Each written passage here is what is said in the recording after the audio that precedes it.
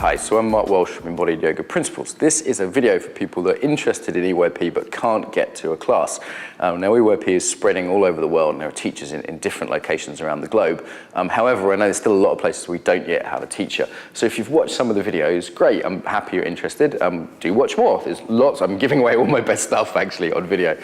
So how could you add a little bit of this perspective in your class? What we ask that you don't do is start an EYP class and call it EYP and do all the techniques, but there's a lot you can do if you're already teaching a yoga class.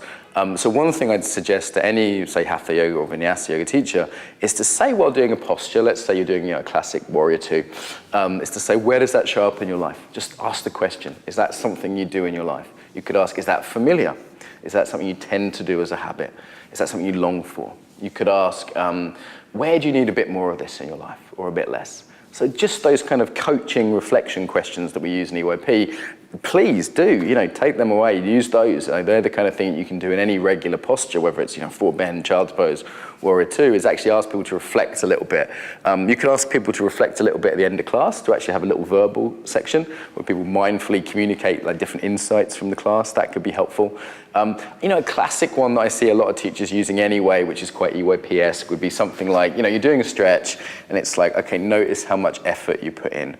Do you tend to put a lot of struggle in, or is it more kind of relaxed? And then you could get people to do it in a more yang way and in a more yin way, to try different ways of doing it. What teachers tend to do is they just implicitly teach their habits, and everyone does it one way or another, and then you're saying that's the right way. So I would suggest showing different ways, saying, look, is this something you tend to do in your life? Asking these questions, where might that be helpful in your life to do?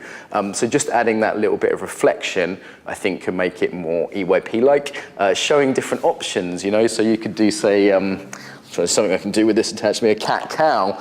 And you could, for example, very classic kind of yoga thing to do. You could show people to do it in a very slow, controlled way.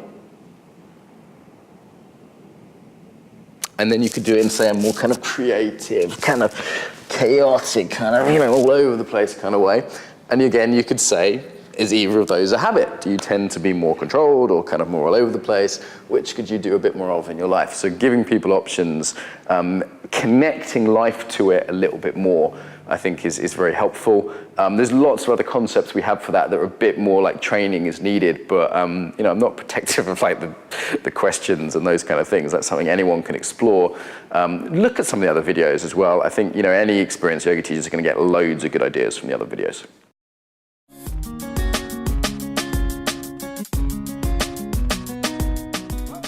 So if you like that, I invite you to subscribe to the channel. Make sure you hit the little bell button so you get the videos rather than just subscribe. Obviously, likes and comments are very useful for us. It's always nice to hear what people think, to ask questions. I will respond to them if you do.